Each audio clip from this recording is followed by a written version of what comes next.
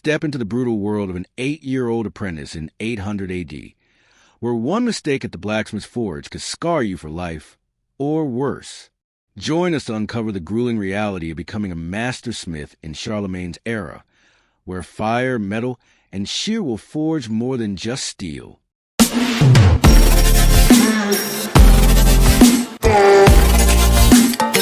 Many imagine blacksmiths of the early Middle Ages as muscular heroes hammering out legendary swords for noble knights in clean workshops respected by all.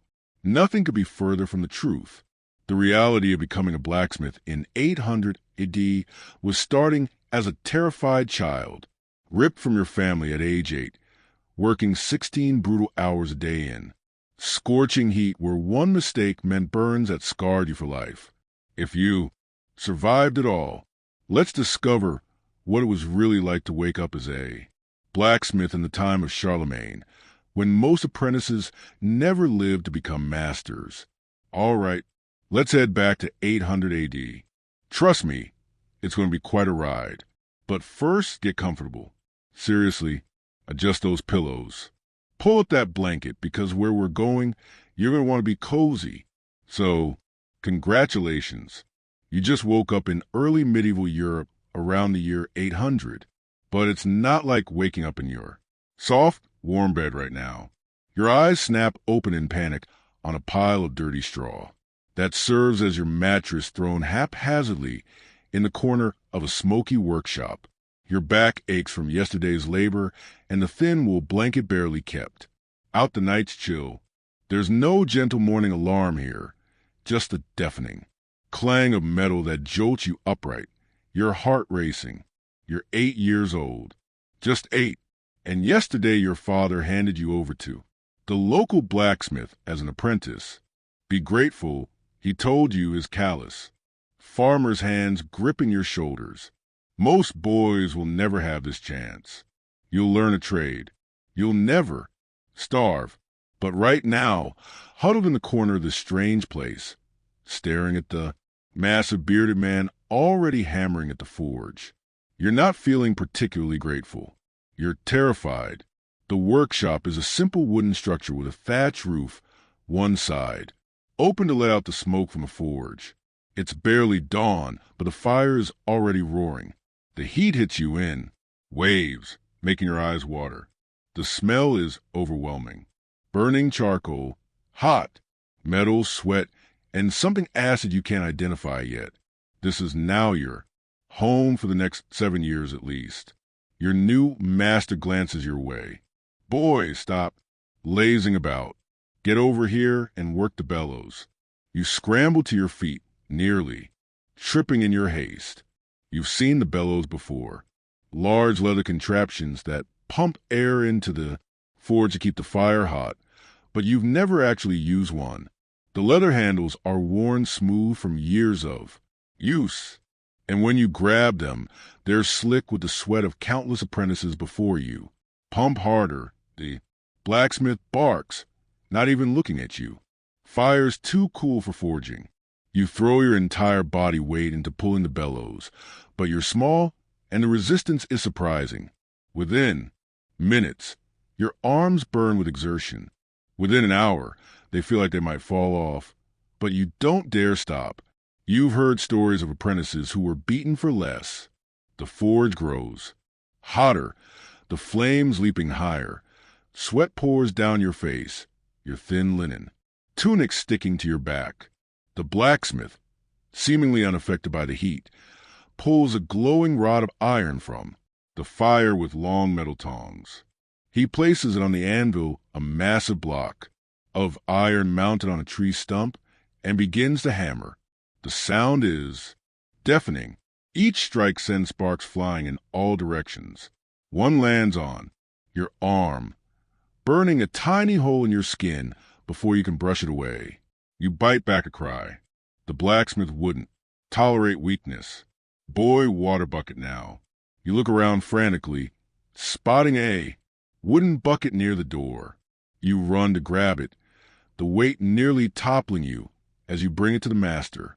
He plunges the red-hot metal into the water, creating a cloud of steam that engulfs your face, momentarily blinding. You! The hiss is like an angry demon. Too slow, he grunts. You'll learn to be faster or you'll burn. This is just the first hour of your first day. As the morning progresses, you learn that work in the bellows is just one of your many duties. You're to fetch water, haul charcoal, sweep the shop, run errands, and anything else the master demands. You're the lowest creature in this world, barely above the rats that scurry along the edges of the workshop. By midday, your stomach growls painfully. In your village, you'd be eating bread and cheese with your family by now. Here you wait until the master decides it's time to eat. When he finally puts down his hammer and nods toward a small wooden table, you nearly collapse with relief. The meal is simple: a chunk of dark bread, a small piece of hard cheese, and a cup of thin ale. Not water. Mind you, water could make you sick. Even children drank ale in 800 AD. Weak but still ale. The food disappears too quickly, barely taking the edge off your hunger. The master eats twice as much, watching you with calculating eyes. Strong enough arms? He asks, his first direct question to you. Yes, master. You lie, your arms, trembling with exhaustion. He snorts, clearly seeing through you. They'll get stronger or you'll fail. Most do. That's when you notice another boy, perhaps 12, emerging from the back of the shop, his arms accorded with lean muscle, his face smudged with soot. He looks at you with a mixture of pity and contempt. This is Einhard. The master says, been with me 4 years. He'll show you what to do when I'm not around. Einhard doesn't smile or greet you. 4 years ago, he was in your position. Now he's halfway through his apprenticeship with skills you can only dream of. But he's still just an apprentice. Still years away from being allowed to actually create anything of value. Come on, Einhard says, his voice surprisingly deep for his age. We need more charcoal. You follow him outside to a small shed behind the workshop. Inside are stacks of charcoal, the fuel that keeps the forge burning hot enough to work iron. Charcoal burns hotter than wood. Hot, enough to make metal malleable. Fill this. Einhard hands you a leather sack. Don't drop any. Master counts it. The charcoal is lighter than you expected, but filthy. Within seconds, your hands are black. You'll eventually learn that. You're never truly clean as a blacksmith's apprentice. The soot gets everywhere. Under your nails, in the creases of your skin, even in your ears and nostrils.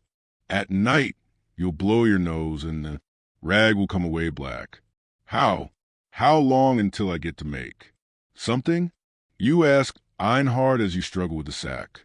He laughs. A short, harsh sound. Years. I just started learning basic hammering last winter. For now, you just work and watch and try not to get burned too badly. Have you been burned? In answer, Einhard rolls up his sleeve, revealing a patchwork of small round scars up his forearm. Sparks, he says simply, you'll have your own collection soon enough. Back in the workshop, the master is hammering. Again, shaping what appears to be a simple farm tool, perhaps a hoe blade. Nothing glamorous or knightly here. Most of a blacksmith's work in a small village is creating and repairing everyday items, pots, tools, nails, hinges, wagon parts. You watch, fascinated, despite your exhaustion, as the master transforms the glowing metal with precise hammer blows. It seems like magic the way the unyielding iron becomes as workable as clay when hot enough. Don't just stand there. The master growls, bellows, and so it goes. Hour after hour, your job is to keep the fire hot, fetch tools, sweep up metal filings, and stay out of the way. By the time the sun begins to set, every muscle in your body screams with pain. Your lungs burn from the smoke.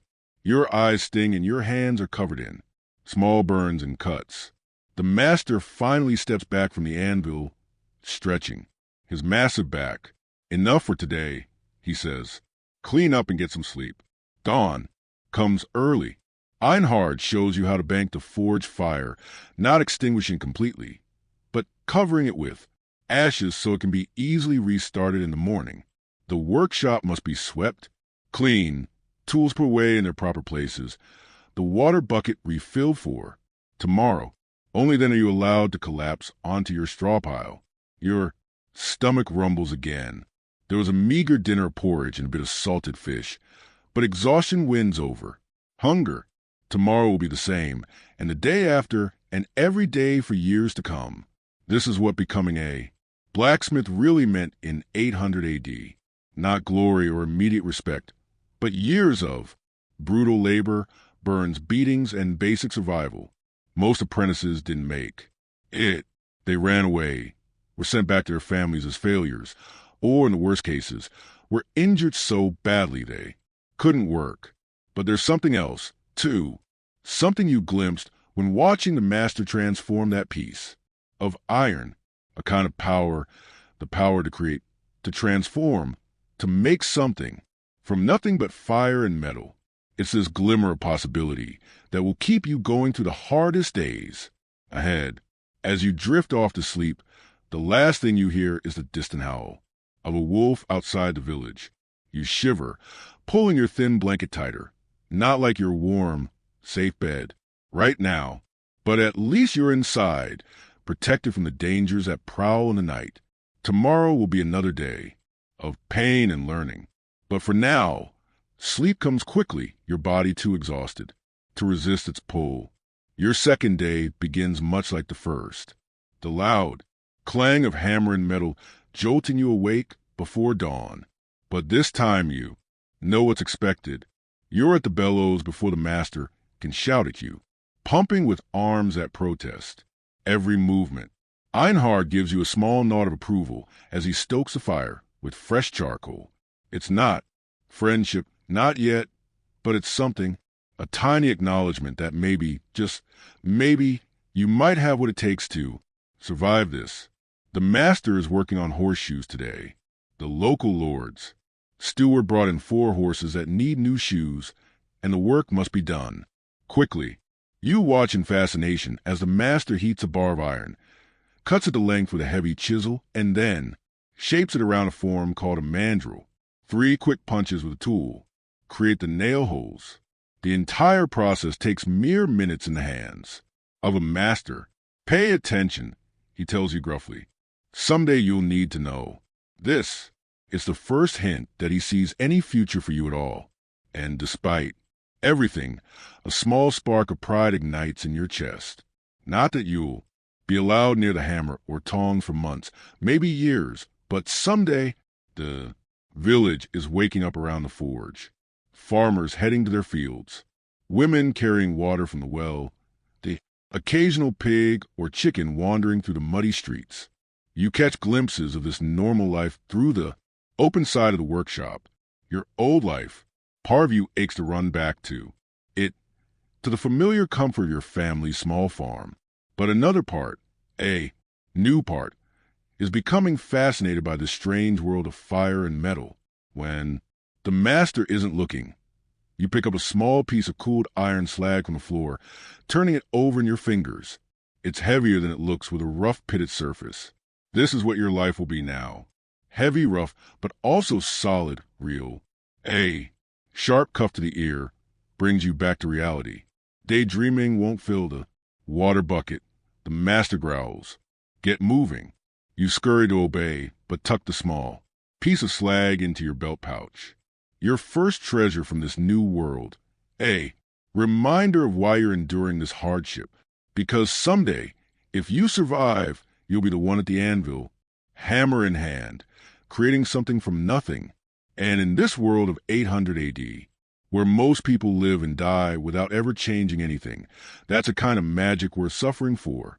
As you run to fetch more water, your burns stinging and your muscles aching, you realize something. This path will either break you or forge you, just like the metal in the fire, and you're determined to become steel, not slag. The horses arrive mid-morning, massive beasts that tower over you. You've never been this close to a wearer before. The Lord Stable Master holds them while the Master fits the new shoes. You watch, keeping a safe distance. One kick from those hooves could kill a child your size. One day, Einhard whispers to you during a brief moment when the Master is distracted. If you're good enough, you might make shoes for the Emperor's own horses. The Emperor, Charlemagne himself. Einhard nods. Master once made tools for a forge that serves the palace at Aachen. Says the Emperor values skilled blacksmiths more than gold. This revelation hits you like a hammer blow.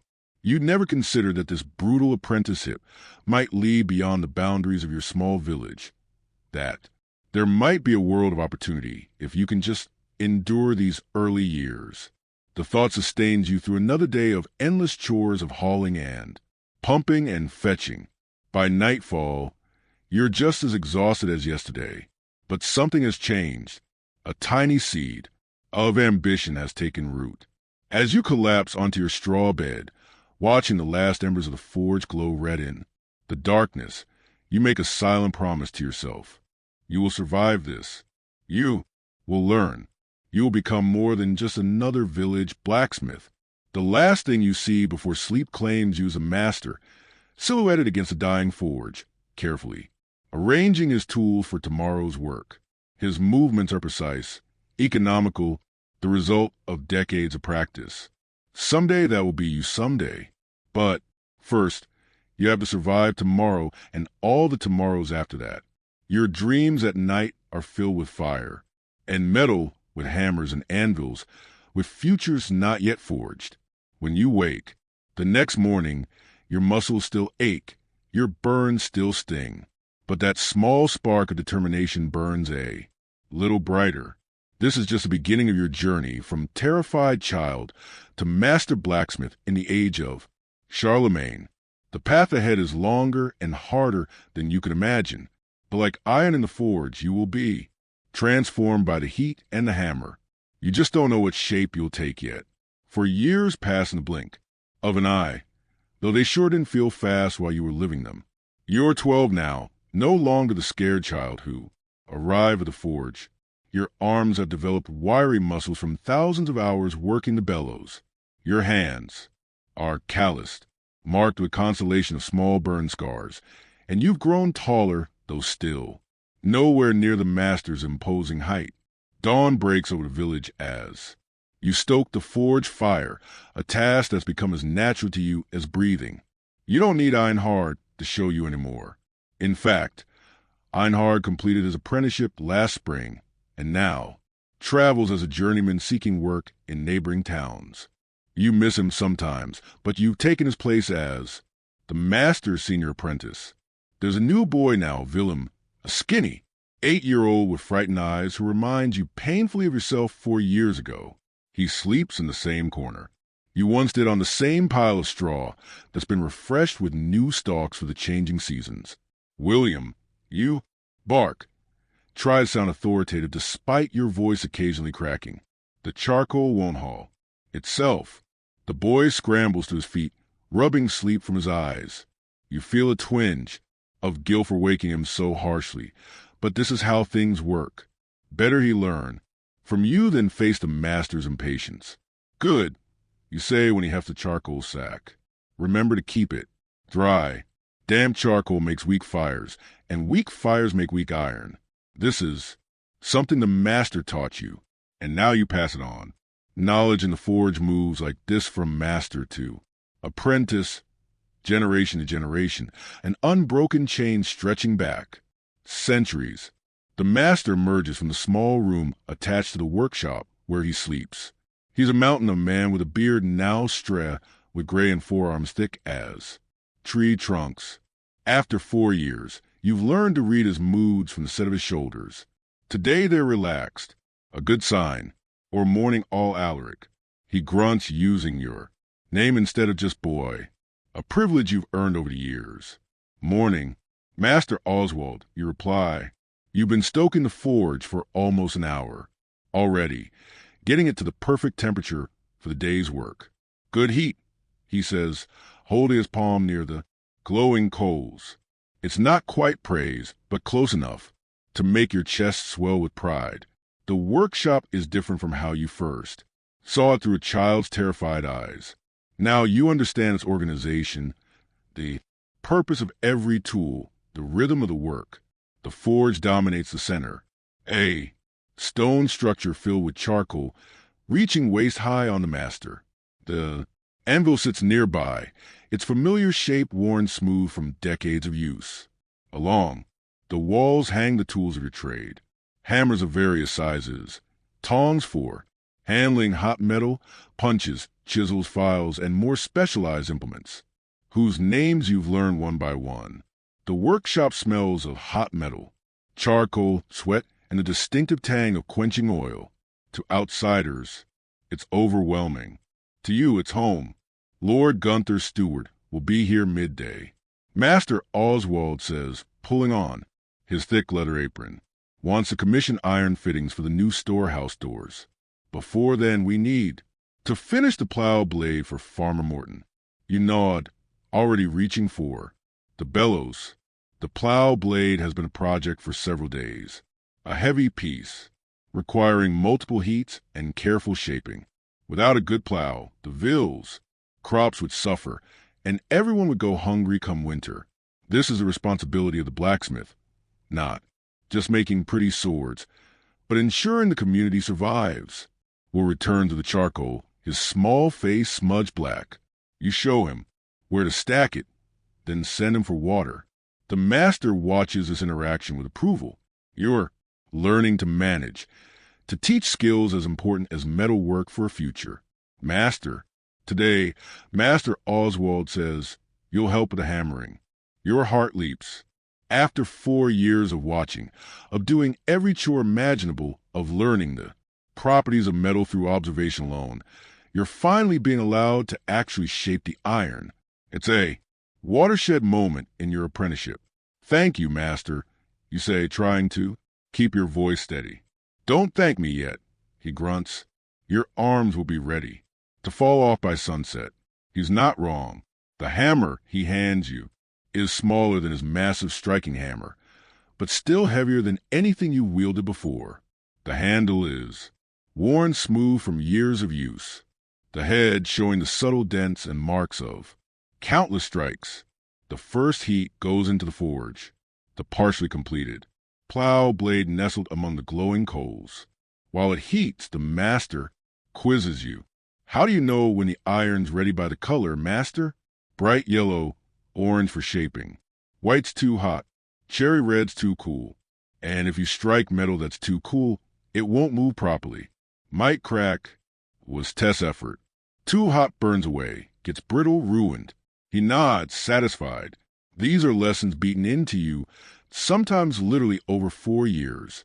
Timing is everything in the forge. Hesitate too long, and the heat fades. Rush and make mistakes. It's a dance with fire and metal that requires absolute focus. The blade begins to glow the right color, and Master Oswald pulls it from the fire with tongs. He places on the anvil and nods to you. Strike, where I point. Not too hard, not too soft. You raise the hammer. Suddenly, aware of every eye in the shop, the master's critical gaze, Willem's fascinated stare. The hammer feels awkward, your grip uncertain. You bring it down. The clang reverberates through your bones, the shock traveling up your arm, but the metal moves flattening, slightly where you struck. Again, the master says more controlled. You strike again and again, finding a rhythm. The master turns the blade between strikes, pointing wordlessly where you should hit next. It's exhausting work, requiring more strength and precision than you imagined. Sweat pours down your face, stinging your eyes. After what feels like hours, but is probably only minutes, the metal cools too much to work. Back to the fire, the master says, "Not bad for A. First try." From him, this is high praise indeed. The day continues in this pattern, heating, hammering, reheating. Your arms scream with effort, but you refuse to show weakness. This is your chance to prove yourself, to show that 4 years of watching and learning have prepared you for real smithing. By midday, when Lord Gunthester arrives, the plow blade is taking its final shape. You stand respectfully to the side, your tunic soaked with sweat, as the master discusses the new commission. The steward is a thin man, with calculating eyes and fine clothes that look out of place in the smoky forge. He represents the local lord, a minor noble who owes fealty to a count, who in turn answers to Charlemagne himself. This chain of obligation defines life in the Carolean Empire. Lord Gunther requires fittings for his new storehouse. Hinges, hasps, nails, all must be completed before the harvest. The steward says, his voice clipped and precise. It will be done, Master Oswald assures him. But iron doesn't come cheap these days. The Emperor's campaigns require much. They haggle over the price. Dance as precise as hammer strikes on the anvil. You listen carefully. This, too, is part of your education. Eventually they agree on a price, partly in silver coins, partly in grain from the Lord's stores. After the steward leaves, the master turns to you. Notice, he didn't question the timeline or quality, only the price. That's because our reputation is solid. A blacksmith, with poor work, gets no commissions no matter how cheap. You nod, absorbing this lesson. Reputation is currency in its own right. The afternoon brings a steady stream of smaller tasks. A farmer needing a broken tool mended. A woman from the village bringing a cracked cooking pot.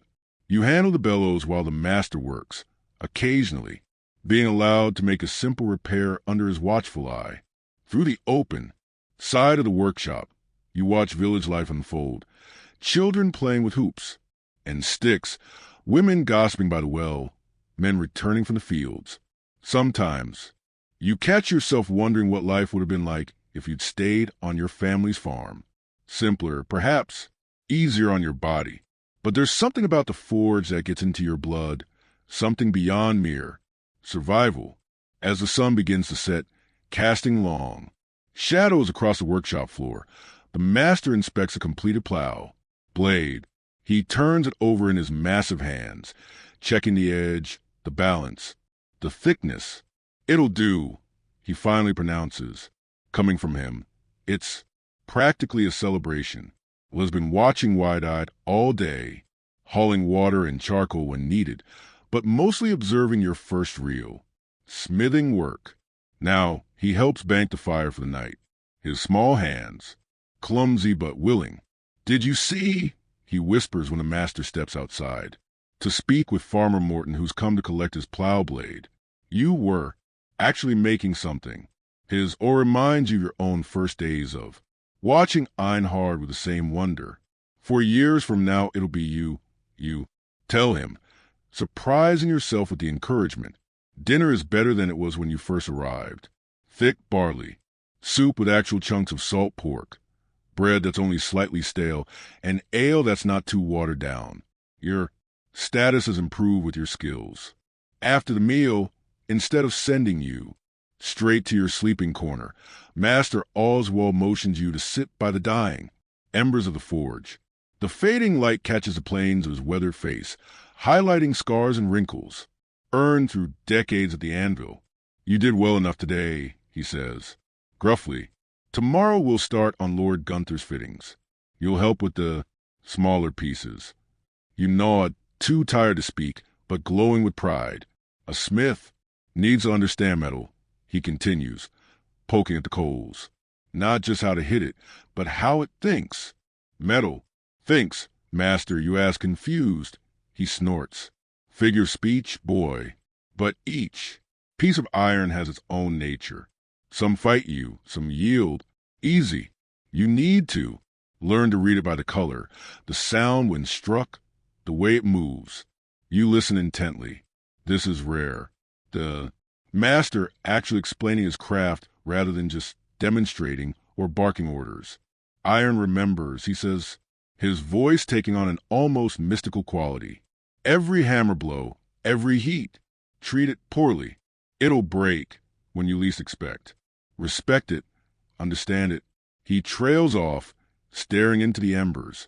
And it'll serve you well, you suggest. He grunts in acknowledgement. Get some sleep. Your arms will be stiff as old. Leather tomorrow. He's right, of course. As you settle onto your straw mattress, now positioned further from the door in recognition of your status. Every muscle protests. Your hands throb, your shoulders burn, and you've got a new collection of tiny burns from flying. Sparks. But there's something else, too. A sense of accomplishment that goes beyond mere survival. Today, you didn't. Just endure, you created. The plow blade that will turn the earth next spring bears the marks of your hammer, your effort. Willem is already asleep, his small chest rising and falling steadily. You watch him for a moment, remembering your own early days. The fear hasn't entirely left him yet, but he's learning. Maybe someday he'll be where you are now, and you'll be where? A journeyman like Einhard, a master with your own forge. These possibilities, once unimaginable, now seem within reach. Outside the village is quiet, except for the occasional bark of a dog, or a distant laugh from the alehouse. The rhythm of rural life continues around. You, sowing and reaping, birth and death, the turning of seasons that governs everything. But the forge follows its own rhythm, one of fire and metal and human will. And now you're truly part of it, no longer just an observer, but a participant in this ancient dance of transformation. Your eyelids grow heavy, your thoughts blurring at the edges. Tomorrow will bring new challenges, new lessons, new pains, the fittings for Lord Gunther's storehouse. Perhaps a chance to work the metal independently, even if just 4 simple nails. The last thing you see before sleep claims you as your own. Hands in the dying light. Stronger now, shaped by the forge as surely as the metal you work. The hands of a blacksmith in training, no longer a child's hands. And somewhere in the darkness, the future waits to be hammered into shape. Morning arrives with a familiar ache in your muscles, now compounded by yesterday's exertions. But there's a new feeling, too. Eagerness to return to the anvil, to feel the rhythm of hammer on metal. The day begins like any other, stoking the forge, organizing tools, preparing for the first heat. But today, Master Oswald hands you a small rod of iron. Make nails, he says simply. Lord Gunther will need hundreds for his storehouse. Show me you can handle the simple before attempting the complex. A nail, just a tapered piece of iron with a flattened head. So basic, most people never give them a thought. But as you soon discover, creating a good nail requires precision, consistency, and focus. The master demonstrates once his movements economical and practiced. Heat the rod until it glows the right color. Draw out the point on the anvil with carefully placed hammer blows. Cut it to length using the hardy, a chisel-like tool that fits into a hole in the anvil. Form the head with a few quick strikes. The entire process takes him less than a minute. Your attempts are far slower. Your results irregular. Some points are too blunt, some too thin, some heads are off-center or malformed. Again, the master says, each time neither criticizing nor praising, just watching. By midday, your pile of acceptable nails has grown, though not as quickly as you'd hoped. Your hands are cramped from gripping the hammer, your forearms burning from the repetitive motion. Not bad. The master finally says, examining your work, you'll improve with practice, and there'll be plenty of that. We need at least 500 for the storehouse. The thought of making 500 nails is daunting, but also oddly satisfying. Each one slightly better than the last. Your body learning the movements until they become instinct. This is how you truly learn the craft. Not all at once in great leaps, but nail by nail, hammer, blow by hammer blow, day after day. The small victories that eventually add up to mastery. As you place another glowing rod on the anvil, you realize that becoming a blacksmith isn't just about learning to shape metal. It's about being shaped yourself, hammered, and folded and tempered like the very iron you work until you become something stronger than you began. 5 more years. pass in the rhythm of the forge.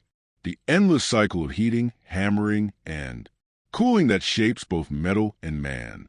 You're 17 now, taller than most men in the village, with shoulders broadened by labor and hands that can tell the temperature of metal by its color alone.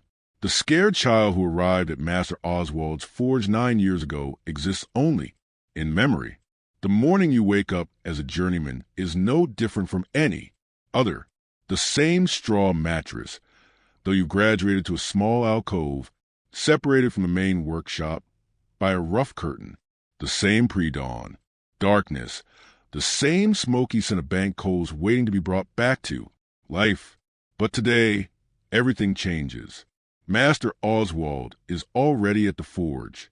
When you emerge, stoking the fire higher than usual, he nods at you, his beard now more gray than brown, the lines around his eyes deeper than when you first met him. Today's the day, he says simply. Your stomach tightens with anticipation.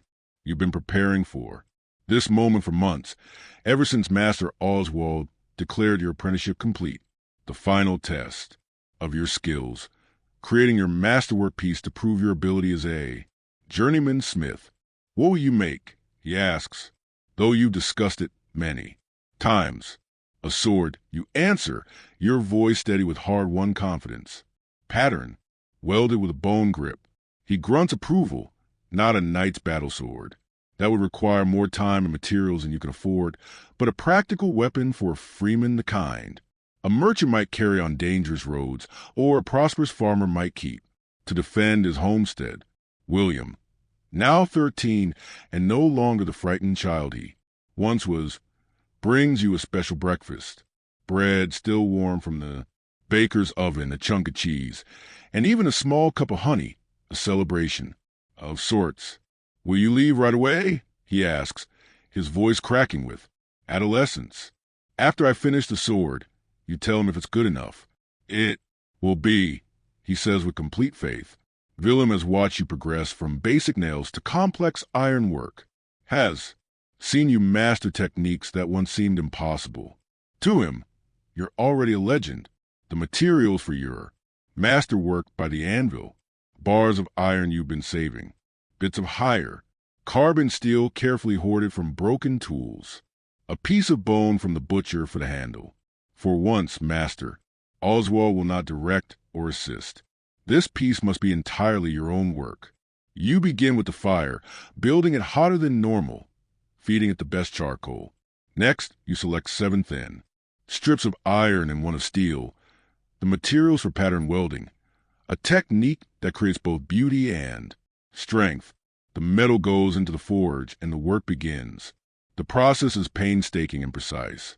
You must heat the metal strips, hammer them together, fold the resulting bar, then repeat, creating layers at will. Later reveal a wavy pattern when etched with acid. Each heating, each hammer. Blow must be perfect. One mistake could ruin days of work. Master Oswald watches. Silently from the corner, Willem beside him. Occasionally, other villagers peek. Drawn by word that Oswald's apprentice is making his master work. The blacksmith is the heart of any village, and the training of a new one is cause for interest. The day passes in, a blur of concentration, sweat pouring down your face in the intense heat. Your world narrows to the glowing metal, the anvil, the hammer in your hand. By sunset, you've created the basic bar from which you'll shape the blade tomorrow. Good start, Master Oswald says, as you finally stop the day, quenching the layered bar in oil to harden it slightly before the final shaping. Rest well, tomorrow will be harder. You sleep the deep sleep of physical exhaustion, dreaming of fire and metal. Morning comes too quickly, but you rise eagerly, anxious to continue. The second day is about shaping, drawing out the bar into the length and profile of a sword, carefully hammering the edge thinner while leaving the spine thicker for strength. Each heat must be controlled perfectly, each hammer blow placed with precision. By The third day, you're grinding and polishing, revealing the subtle pattern in the metal, whirls and waves like flowing water frozen in steel. The bone handle is attached, wrapped with leather, cord for grip, a simple iron pommel and guard, unadorned but well-proportioned, complete the weapon. On the morning of the fourth day, you present the finished sword to Master Oswald. He takes it with respect, testing the balance, examining the edge, the pattern, the handle. You've made a true blade. He finally says, the highest praise he's ever given. It will serve its owner well. Pride swells in your chest. 9 years of learning culminating in this moment of validation. You've done it. You're a journeyman smith. That night, the village celebrates your achievement with ale and music. The sword is displayed for all to see. Your first true creation, proof of your skill. Tomorrow, you'll sell it to the first suitable buyer, using the money to fund your journeyman travels. Master Oswald pulls you aside during the festivities, his face solemn in the torchlight. The world beyond this village is not always kind to travelers, he says. Keep your wits sharp and your knife sharper. Be careful, you promise. And remember, a true smith can find work anywhere. People always need metal worked, always need things mended or made. You nod, taking in this final lesson. You did well, he says gruffly, then surprises you by pulling something from his belt, a hammer, smaller than a forge hammer, but larger than most carpentry tools. This was my journeyman hammer. Carried it from Saxony to Francais. Never failed me. Now it's yours. The gift leaves you speechless. Master Oswald has never been one for sentimentality. You take the hammer reverently, feeling the perfect balance, the handle worn smooth by years of use. Thank you, master. You manage finally. Not master anymore. He corrects. Just Oswald.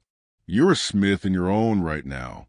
The next morning, dawn's clear and cool, perfect for traveling. You've packed your few possessions, a change of clothes, the precious hammer from Oswald, basic tools you've acquired over the years, flint and steel for making fire, a small cooking pot and a knife. Everything fits in a leather satchel and a roll blanket. Willem helps you prepare, his face struggling to hide his sadness at your departure. I'll write to you. You promise, though both of you know that neither of you can read or write. It's a promise to remember to check in when possible. Maybe I'll be on my journeyman travels when you return. He says, hopefully. Maybe you agree, though, who knows what the future holds. Many journeymen never return to their training village, finding opportunity elsewhere or die on the road. Saying goodbye to Master Oswald, just Oswald, now, is harder than you expected. This gruff, demanding man has been the center of your life for 9 years, has shaped you as surely as you've shaped metal under his guidance. Go with God, he says simply, clasping your forearm in the grip of equals. I'll make you proud, you reply. Already have, he grunts, then turns back to forge as if it's any other day. And just like that, you're on the road. Your masterwork sword sold to a traveling merchant for a decent sum of silver. The coins are carefully hidden in various places on your person, some in a pouch, others sewn into your clothes, a few in your boot. A journeyman smith is a tempting target for thieves. The first few days of travel are disorienting. After 9 years of rigid routine in the forge, the freedom to choose your own path is almost overwhelming.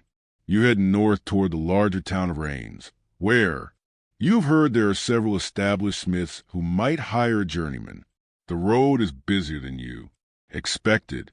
Farmers bringing goods to market, pilgrims on religious journeys, merchants with loaded carts, occasional groups of armed men serving some local. Lord, everyone eyes strangers with suspicion, but the hammer at your belt marks you as a smith, a useful trade, and most nod respectfully as you pass. You sleep under hedges or in barns when farmers allow it, careful to be up and moving at first light. The silver from your sword is enough to buy food for several weeks if you're careful, but you're saving it for emergencies. Instead, you forage when possible. Wild, onions, berries, occasionally setting snares for rabbits using skills. Remembered from childhood, a week into your journey, you encounter your first opportunity to practice your trade. A farmer's cart has broken in, iron wheel rim on the route road, leaving him stranded with a load of wool, bound for market. Can you mend it, Smith? He asks hopefully, recognizing your profession from your bearing and the hammer at your belt. You examine the break clean enough, the metal good. Quality. I can, but I'll need a fire hot enough to heat the iron. Together, you build a makeshift forge using stones from a nearby wall and charcoal the farmer happens to be carrying for trade. Your portable bellows, a cleverly designed folding leather contraption. That was your personal project during your final apprentice year. Brings the fire to working heat.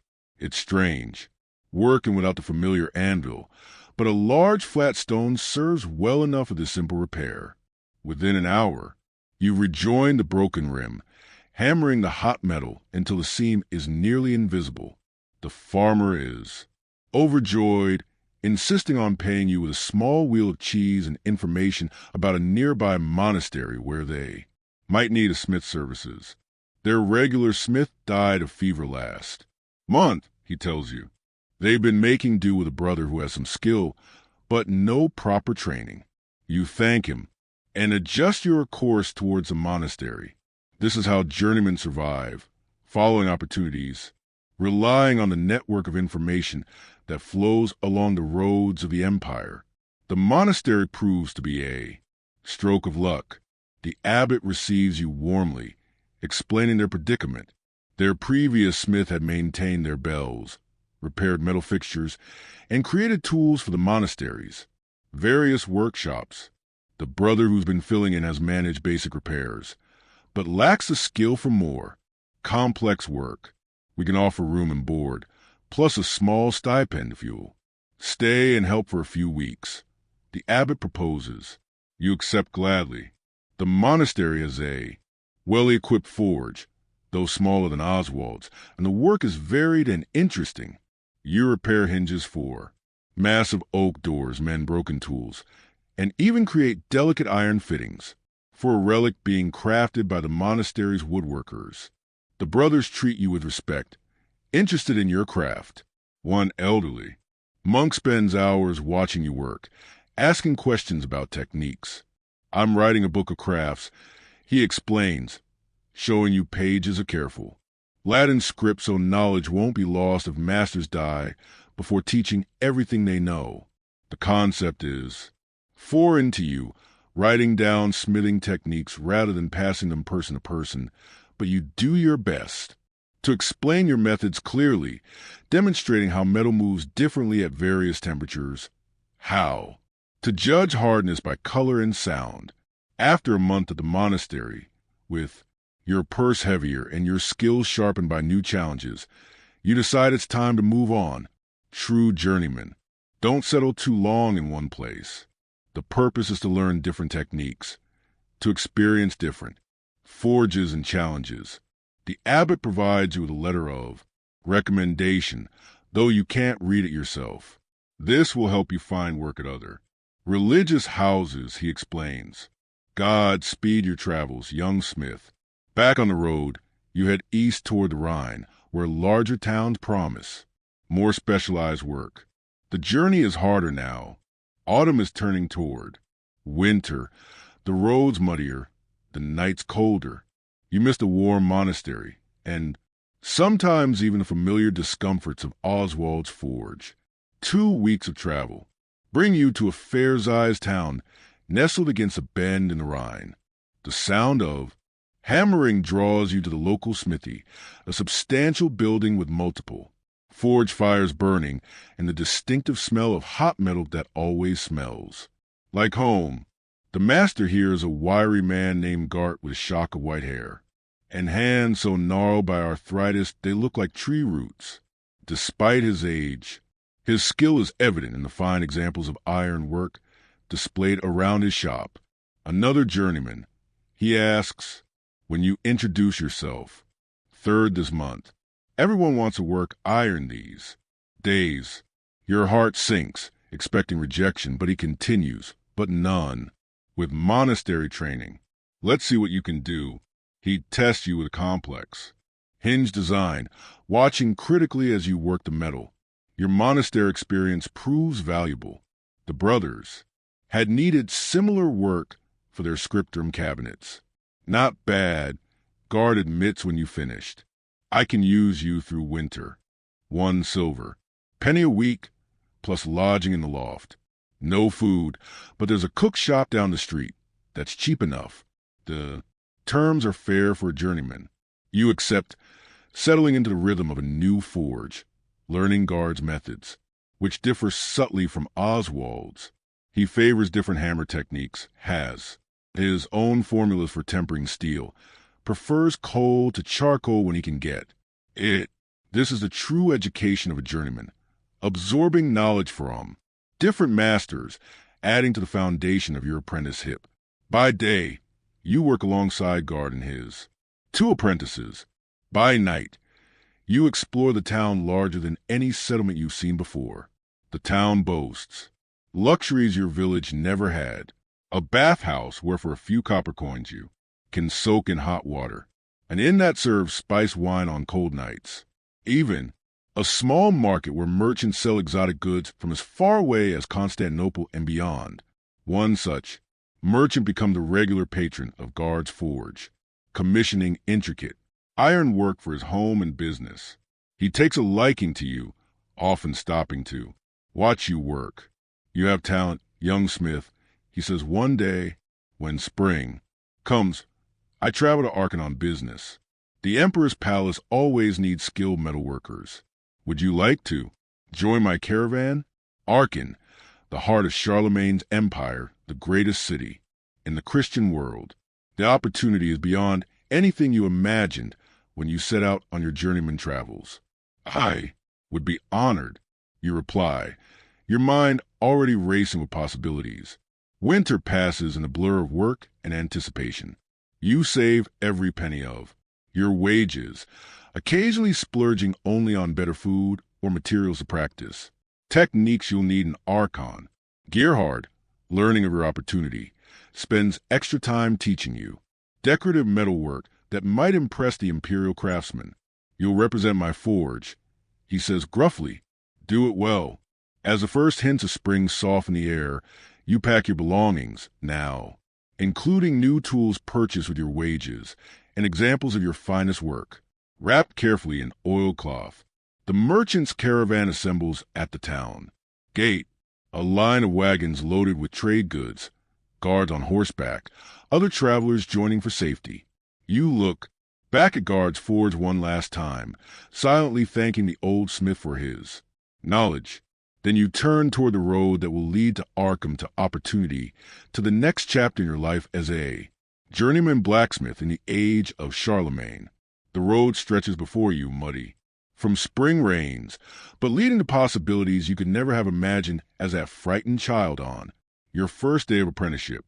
Whatever challenges lie ahead, you face them with the confidence of craftsman who has mastered fire and metal, who has been shaped by the forge into something stronger than he began. Your hand touches a hammer at your belt. Oswald's journeyman hammer now yours, and you step forward into your future. Barkin exceeds every expectation you had formed during those long winter nights. Dreaming of the Emperor's capital, the palace complex alone dwarfs the largest buildings you've ever seen.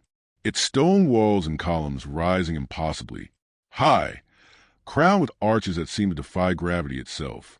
The chapel with its octagonal design and golden mosaics makes you wonder if you've somehow wandered into heaven.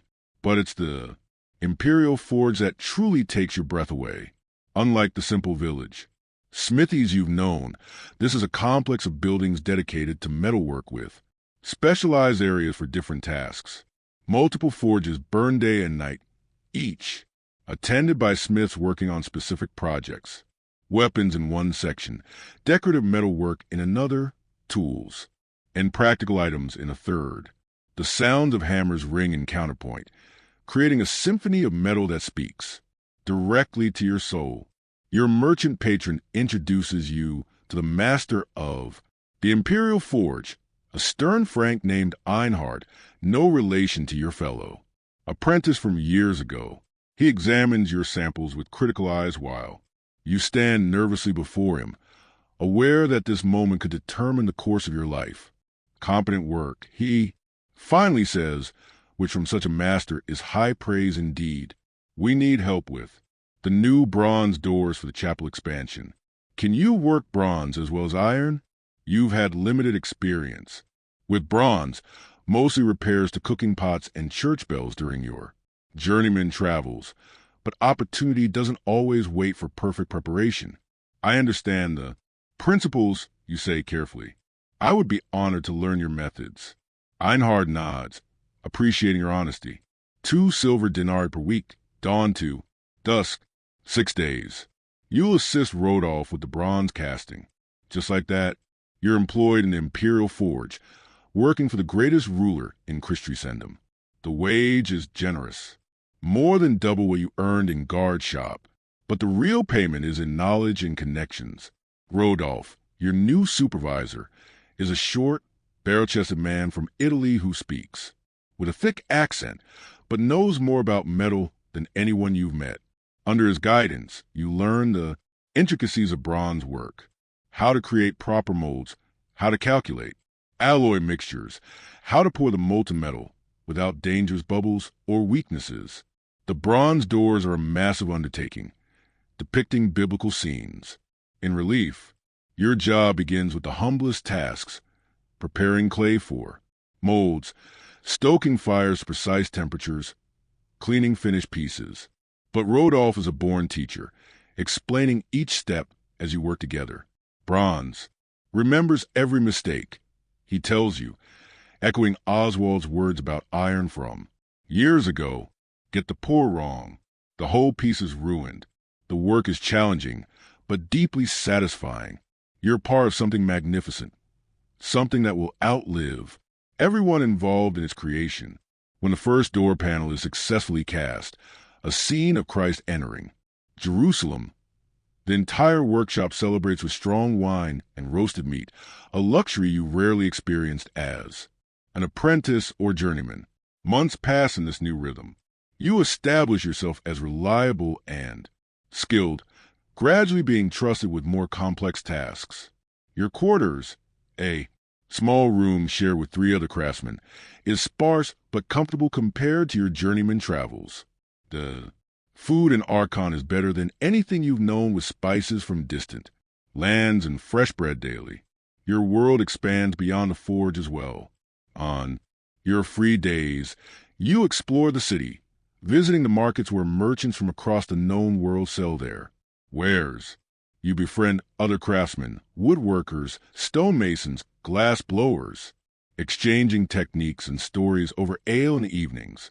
Sometimes you catch glimpses of the imperial court, nobles in fine clothes, clerics with their scrolls and serious expressions, even occasionally the emperor himself, now aging but still imposing with his legendary beard and keen eyes.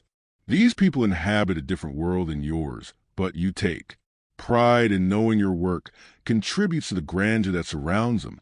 2 years pass in this manner, your skills growing alongside your savings. The bronze doors are completed and installed in the chapel extension, and you feel a swell of pride whenever you pass them, knowing your hands help create this lasting beauty. But as your 3rd year in Aachen begins, a restlessness grows within you.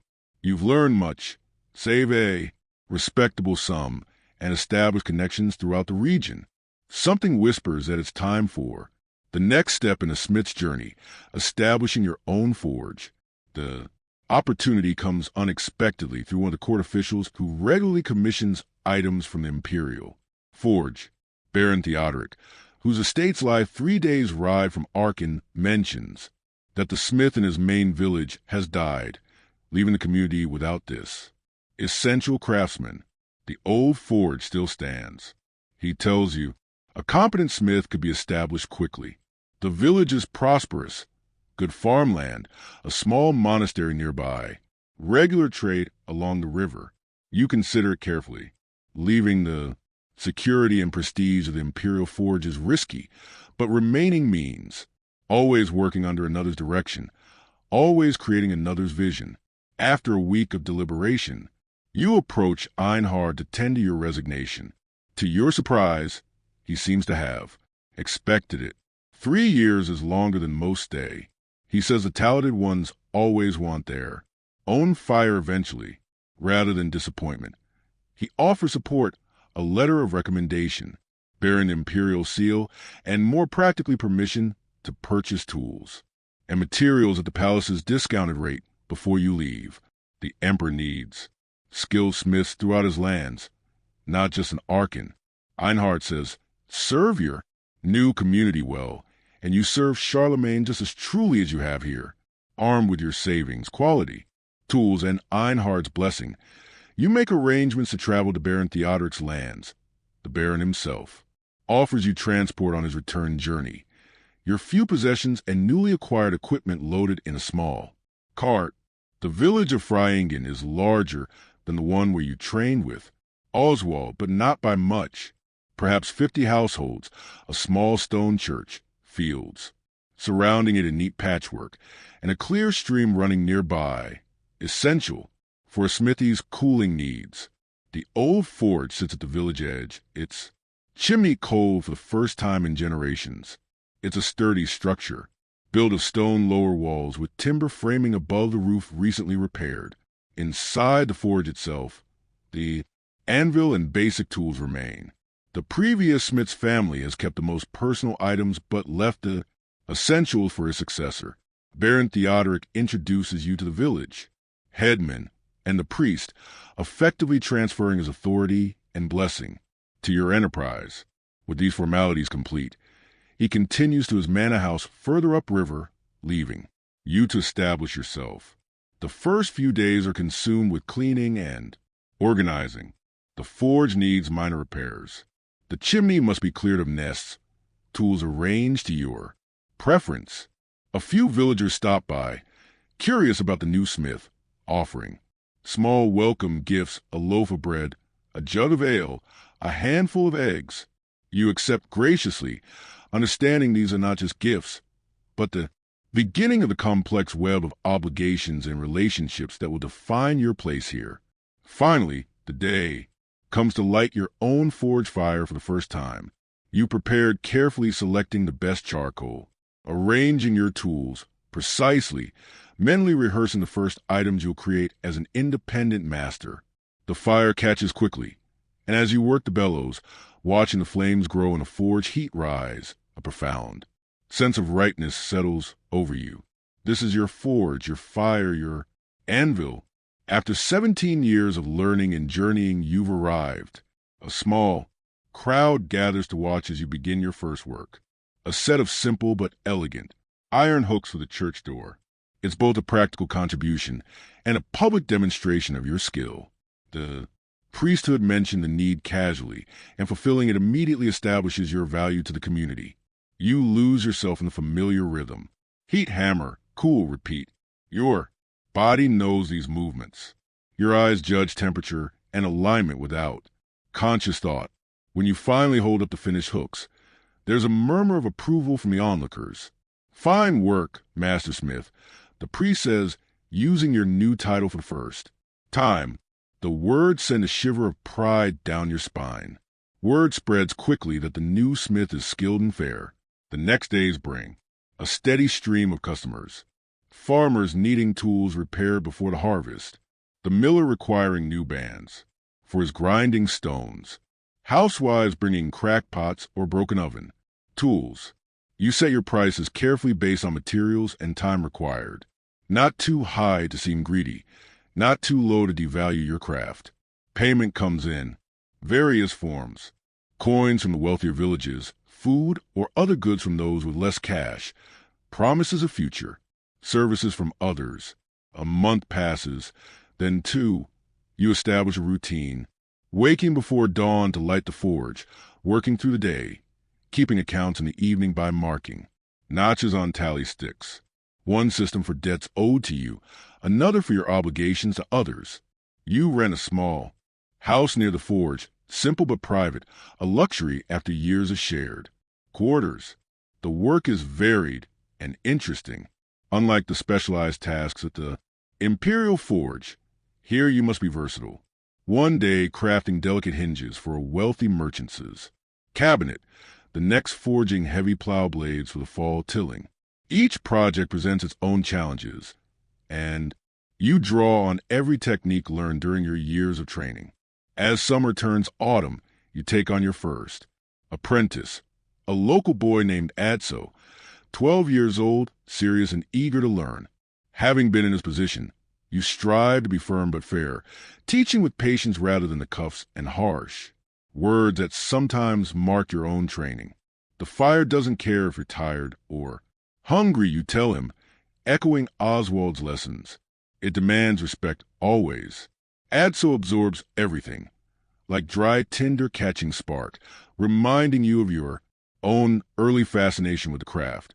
Having him handle the simplest tasks frees you for more complex work, allowing you to accept more commissions. By winter, you establish yourself as an essential part of village life. Your forge becomes a gathering place where men exchange news and gossip while waiting for work to be completed. You learn the rhythms of the community, which families feud, which farmers have the best grain, which traders can be trusted. The village women gauge your eligibility as a husband, sometimes sending daughters on transparent errands to the forge. At 24, you're well established enough to support a family, and your position as master makes you a desirable match. After careful consideration, you begin courting Matilda, the miller's daughter, intelligent, practical, and familiar with the demands of a craft-centered life. Baron Theodoric visits, occasionally, always commissioning special items for his manor house, decorative fire grates, elaborate door, hinges, weapons for his household guards. These projects allow you to showcase your finest skills, and the Baron pays well, both in silver and influence. When there's a dispute about water rights affecting your forge cooling stream, a word from him resolves it quickly in your favor. Spring brings new challenges and opportunities. The river trade reopens after the winter freeze, bringing merchants with metal goods from distant lands. You study these carefully, learning new designs and techniques. One trader from the Byzantine East carries steel of such quality it makes you reconsider everything you know about metal. You purchase a small piece at great expense, saving it for a special project. Your reputation spreads beyond Frilingen. Monasteries from 2 days' ride away send brothers with commissions for bell repairs or specialized tools for their scriptor, a minor noble whose lands border Baron Theodoric's orders a decorative sword after seeing your work at the Baron's manor house. These prestigious projects allow you to charge premium prices, which in turn let you invest in better tools and materials. You add a specialized hardy anvil for particular cutting work.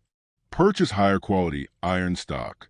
Experiment with different fuel mixtures to achieve hotter, cleaner fires. Adso progresses rapidly under your tutelage.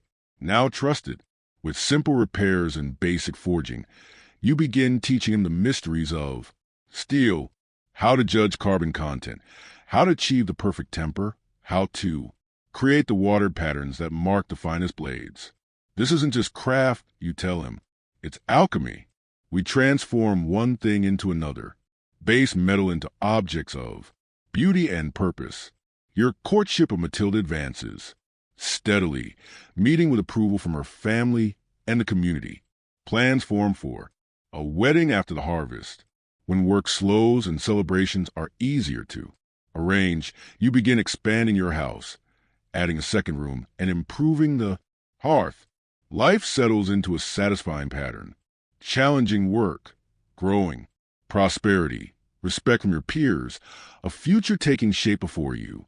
The frightened apprentice, the wandering journeyman, even the Imperial Forge worker, all seem like distant memories, earlier versions of yourself that led to this fulfillment. Then comes a message that will change everything again. A royal messenger arrives in Frilingen bearing a sealed letter addressed to you. By name, the village buzzes with speculation as he delivers it directly to your forge. Breaking the wax seal, you find a summons from Einhard, master of the Imperial Forge.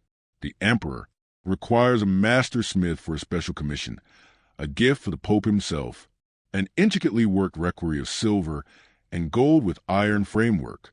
Your experience with both the imperial standards and independent creative work makes you ideal for the task.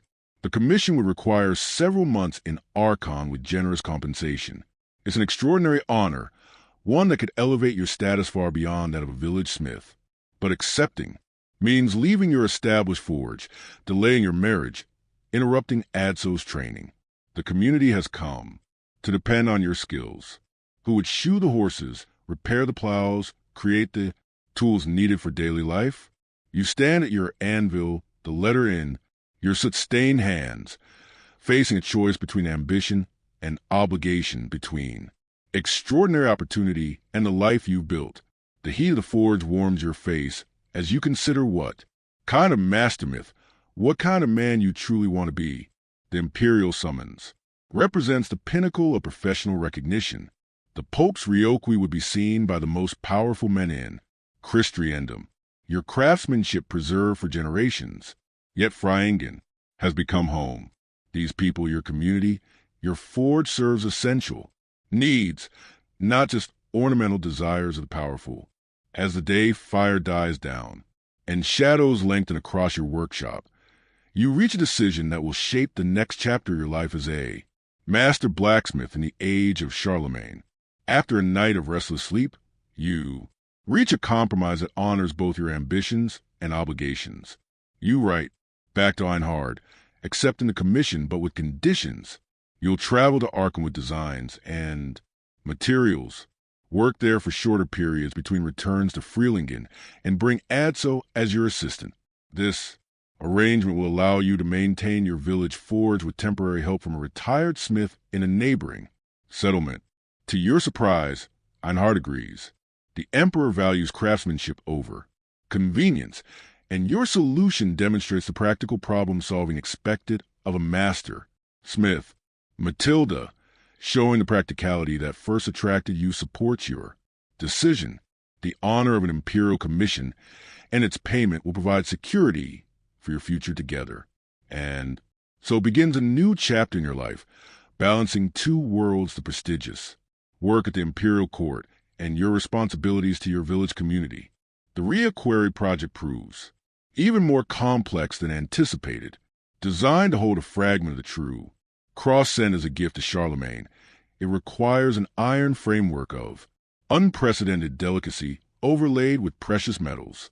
The technical challenges excite your craftsman's mind, pushing your skills to new heights.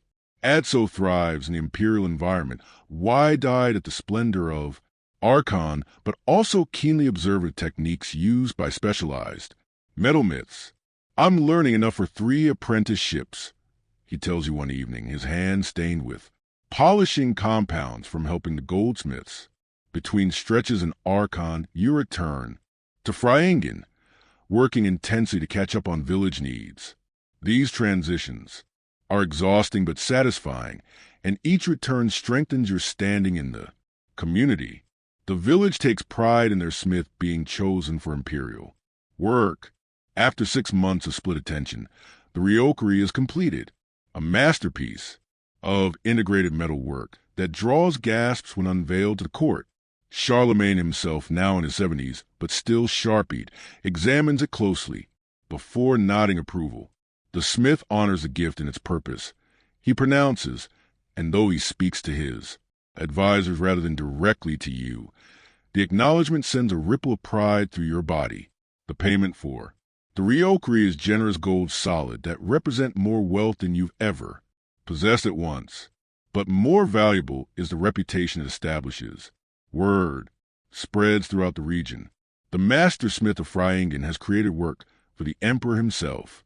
Upon your final return to the village, life resumes its rhythm. You're delayed. Wedding to Matilda finally takes place. A celebration that brings together the entire community. Baron Alaric himself attends, presenting you with a fine cloak trimmed with fox fur, a gift that symbolizes your elevated status. With Matilda managing household affairs with quiet efficiency, you're free to focus entirely on your craft. The forge. Expand with second fire pit for Adso's increasingly independent work. Your home grows too with a proper stone foundation and additional rooms, including a small chamber where you can meet with important clients away from the heat and noise of the workshop. One such client arrives unexpectedly on a crisp autumn morning. Count Gerald, a powerful noble whose lands encompass many villages, including Frilingen. He comes with minimal entourage, but the quality of his horse and arms speaks of his wealth and position. Master Smith, he addresses you with a formality. Do your craft. I require weapons and armor. For my household guard, the Emperor has called for forces to secure our eastern borders, and my men must be properly equipped. This commission represents a significant shift in your work. Until now, you primarily created tools, household items, and decorative metal. Weapons have been a small part of your output. The occasional hunting knife or simple sword armor with its specialized requirements has been beyond your regular production. But the Imperial Forge exposed you to these techniques, and the Count's commission cannot be refused. As a vassal of Charlemagne, Gerald's military preparedness is essential to the Empire's security. I would be honored. My lord, you reply, what quantities do you require? 20 swords, 40 spearheads, 15 helmets, and 10 chain mailbergs to start, he answers. Quality over speed, but time is not unlimited. The scale is daunting. This is not work you can complete alone. Even with Adso's help, it will require organization, additional labor, and expanded facilities. I'll need to bring in assistance, my lord, and acquire substantial raw materials. The cost will be significant. Count Gerald nods. Unsurprised. I brought silver for the initial payment, he says, gesturing to a sealed pouch his attendant holds. Baron Theodor vouches for your honesty and skill. Don't disappoint either of us. After he departs, you sit with Matilda, calculating what this project will require. The silver payment is generous, but the logistical challenges are immense. You'll need to convert part of the nearby barn into an extended workshop, hire strong laborers for the heavy hammering, source quantities of high-quality iron, and acquire specialized tools for armor making. It's an opportunity, not just a challenge, Matilda points out. Complete this successfully, and more such work will follow. She's right. Of course, weapons and armor command higher prices than agricultural tools. Noble patrons pay more reliably than farmers dependent on harvest fortunes. This commission could elevate your forge from a village necessity to a regional powerhouse. The transformation begins immediately. Within days, workers are adapting the barn, creating a larger forge area with multiple fire pits. You send Adso with a cart and silver to the iron markets of the nearest city, trusting his trained eye to select the best stock. Runners carry messages to smiths you know from your journeyman days, offering work at good wages. By the month's end, your modest forge has become a small factory. 3 journeyman smiths have joined you, each bringing specialized skills. One is particularly adept at blade grinding, another at heat treating, the third at metal shaping for helmets. Under your direction, they work in coordinated shifts, maximizing the use of fires and tools. Local men are hired for the heaviest labor, working the larger bellows, striking with sledgehammers for the initial forming, hauling materials. Matilda manages this expanded household, ensuring all are properly fed and quartered, keeping accounts with meticulous care. The work is grueling, but exhilarating. Each weapon type presents unique challenges and armor. Even more so, chainmail is particularly demanding. Thousands of individual rings must be formed, linked together, and riveted closed, a painstaking process that strains the eyes and fingers. But the techniques you learn at the Imperial Forge serve you well, allowing you to establish efficient methods. Adso thrives amid the intensity, absorbing new skills from each journeyman while maintaining the quality standards you instilled in him. He'll be ready for his masterwork piece within a year, when the journeyman comments, recognizing talent and thorough training. A week's pass, the commission items begin to accumulate in the secure storeroom you built specially for this purpose. Each sword is individually tested for strength and balance, each spearhead properly hardened, each helmet fitted. With care, the male wibers take longest, but gradually they too are completed, ring by ring, each one representing hours of focused labor. Count Gerald sends periodic inspectors to check progress, and their reports must satisfy him, for no complaints return. When the first complete set of equipment is ready, sword, helm, and mail, you send word to the Count's fortress. He arrives personally to examine the work, bringing his arms master, a scarred veteran named Ragnar, who tests each piece with expert scrutiny. The sword is flexed, struck against a wooden post, examined for balance. The helmet is inspected for sight lines and protection. The mail is checked ring by ring for proper closure. This equals anything from the Imperial armories. Ragnar finally pronounces, nodding to his lord. Count Gerald seems pleased, but not ossive. Nobles rarely show too much satisfaction when negotiating with craftsmen. Continue at the standard. He says, I may require additional pieces before campaign season. As he prepares to leave, he pauses, studying you with calculated assessments. The Emperor has postponed his campaign until spring, but preparations continue. I'm responsible for equipping 300 men from my lands. Not all require such fine equipment as my personal guard, but all need serviceable arms. The implication is clear. This initial commission could be just the beginning of much larger orders, both opportunity and burden. It would mean maintaining this expanded operation indefinitely. I stand ready to serve the Emperor's needs through you, my lord. You respond carefully, aware of the political complexities. Direct imperial service brought prestige, but also rigid obligations. Working through Count Gerald offers some independence while still connecting to larger purposes. Winter settles over Frilingen, but your forges never cool. The expanded workshop, now employing over a dozen men, has transformed the village economy. Farmers supply food, women spin, and weave cloth for the workers' needs.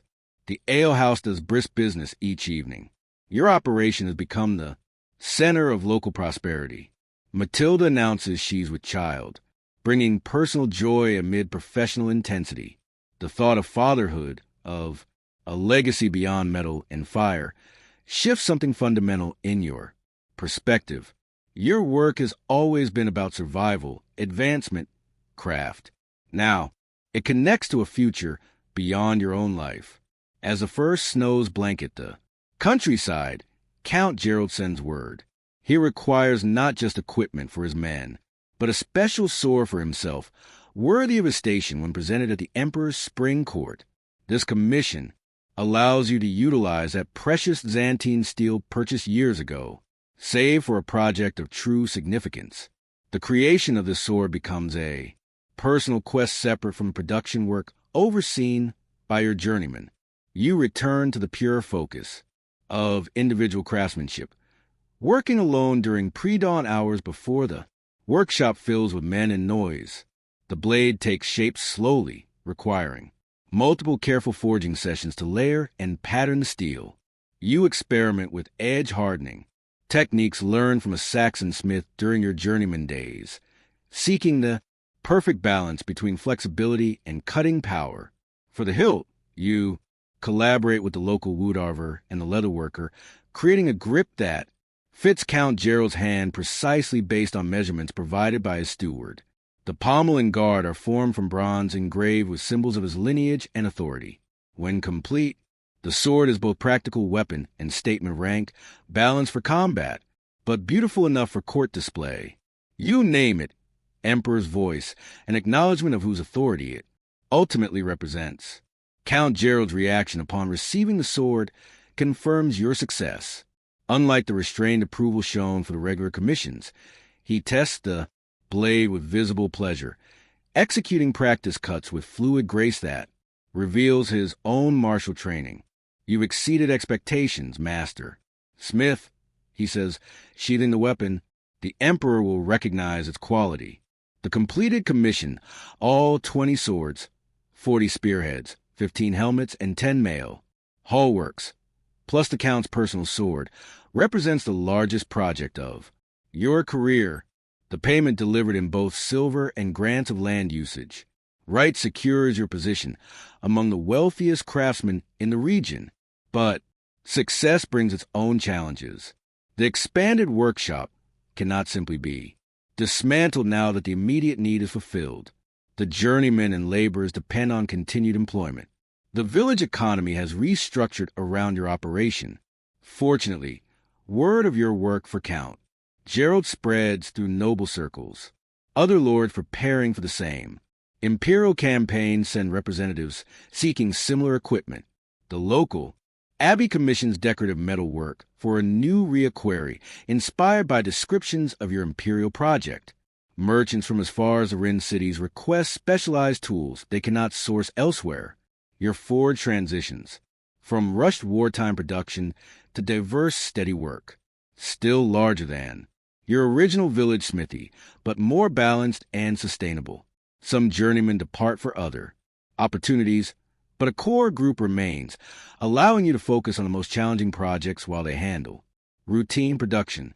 Adso completes his training and creates his masterwork, an intricate door lock with hidden mechanisms that impress even veteran smiths.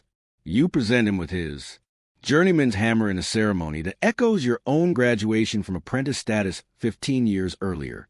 Will you stay on? You ask him afterward. Good journeymen can always find positions, and many prefer to travel before settling. For now, he answers, there's still much to learn from you, and he hesitates, glancing toward the dyer's shop, where the owner's daughter works. Personal attachments often influence professional decisions, as you well know, as spring approaches, bringing the birth of your child ever closer. Count Gerald summons you to his fortress. The request is unexpected. Normally, he would send for you only if requiring additional work. The fortress sits atop a hill, overlooking several villages. Its stone walls solid but not ornate. This is a practical military installation, not a palace of luxury. You're led through corridors where arms and armor hang, ready for use to a chamber where the Count sits with several advisors. Oh, Master Smith, he greets you formally. The Emperor's campaign preparations have changed. Charlemagne has decided to remain in Aachen, sending his son Pepin to lead the eastern forces, but he still requires full accounting of preparations. You listen, uncertain how this political information relates to your forge work.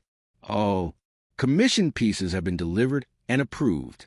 I am to provide a detailed report on military readiness, including the quality of arms. Count Gerald continues, rather than send examples of your work, I wish you to accompany me to Aachen to speak directly about production capabilities in our region. The invitation represents a significant elevation in status. Craftsmen rarely participate in such high-level discussions, typically represented by their noble patrons. That Count Gerald wants you personally present, suggests he values your expertise as an asset in imperial politics. It also presents a dilemma similar to the reliquary commission, leaving your forge and pregnant wife for an extended journey. But Matilda, ever practical, insists you must go. The child won't arrive for 2 months yet, she says, placing your hand on her rounded belly. This connection to the imperial court secures our future and our child's. The journey to Aachen is easier than your previous travels. Riding with a noble's entourage means good horses, regular meals, and secure lodging each night. Count Gerald treats you with surprising collegiality along the way, discussing metalwork techniques with genuine interest. Had circumstances been different, I might have enjoyed learning craft. He admits one evening, there's honesty in making something with your hands that politics lacks. Arriving at Aachen brings a flood of memories. The palace complex looks much as it did during your time at the Imperial Forge, though new construction continues constantly. You recognize some faces among the craftsmen you pass, exchanging quick greetings. The meeting with imperial officials is held in a chamber adjacent to the main palace, ornate enough to impress visitors, but separate from the emperor's personal quarters. Nobles from various regions present their readiness reports to a stern official who records details in careful script. When your turn comes, Count Gerald presents you with unexpected deference. This is Master Alaric, whose forge is equipped my household guard. He can speak to the quality and quantity of arms production in our region. The imperial official, initially dismissive of a commoner's presence, becomes attentive as you describe your operations, the number of weapons produced, the sources of materials, the training of additional smiths. Your technical knowledge proves valuable as discussions turn to standardization of equipment across different regional forces. The meeting extends longer than planned, with additional officials called in to hear your assessment of iron supplies and production capacities. By its conclusion, you've been asked to prepare a written report dictated to a scribe, as you never learned letters, on sustainable arms production for the Eastern campaigns. That evening, Count Gerald hosts a small feast for his entourage, including you, another marker of unusual status. The wine flows freely in conversation, turns to the emperor's health and succession plans. Charlemagne has ruled for over 40 years. An advisor comments, his son Peppa is capable, but transition always brings uncertainty. Count Gerald nods thoughtfully. Uncertain times require loyal men and reliable equipment. Our position is strengthened by demonstrating both. You begin to understand your role in a larger game. Your forge production is not just military preparation, but political currency in imperial relationships. The quality of your work reflects on Count Gerald's competence and reliability as a vassal. The realization is sobering. Your craft, once simply about survival and personal advancement, now connects to empire-wide concerns. The weapons you forge may determine not just individual combat outcomes, but regional stability. As you retire to your assigned quarters, more comfortable than anything in Frilingen, you find yourself at another transition point. No longer just a village smith, not quite a noble advisor. Your identity expands with your influence. Sleep comes slowly as you contemplate this new reality. From frightened apprentice to imperial consultant in 20 years, a transformation as profound as any metal reshaped in your forge. Yet, the core remains the same. Understanding materials, solving problems, creating what's needed. Tomorrow brings another meeting with imperial officials. Then, preparation for the return journey. Back to Frilingen, to Matilda, to your forge, and the child who will arrive. Soon, back to the life you've built. Now connected more firmly to the wider empire. The future stretches before you, with new possibilities shaped by your choices. Just as metal is shaped by your hammer, not the frightened child who began this journey. Not even the same man who established his first independent forge. You've been transformed by fire and pressure, folded, and hammered into something stronger than you began. 30 years pass like the seasons, sometimes slowly in the moment, but startlingly swift in retrospect. The frightened child apprentice, the ambitious journeyman, the establishing master, all these versions of yourself feel simultaneously like yesterday and like someone else's memories. You're 54.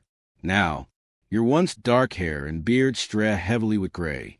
Your hands, those essential tools of your craft, have changed the most and led like ancient tree roots. Joints swollen from decades of impact, skin a permanent map of scars and calluses. They ache in the morning and during damp weather, a constant reminder of the physical price your body is paid for. Your craft, the workshop has changed, too, expanded several times over the decades until it barely resembles the simple village forge where you began. Multiple fire, pits burn under the supervision of journeymen and senior apprentices. A separate building houses the finishing, work, polishing, detail carving, leather work for handles and fittings. What was once your personal craft is now a small industry employing over 20 workers. During busy periods, your son Gerald, named in honor of Count Gerald, who elevated your status those many years ago, works alongside you as a full partner.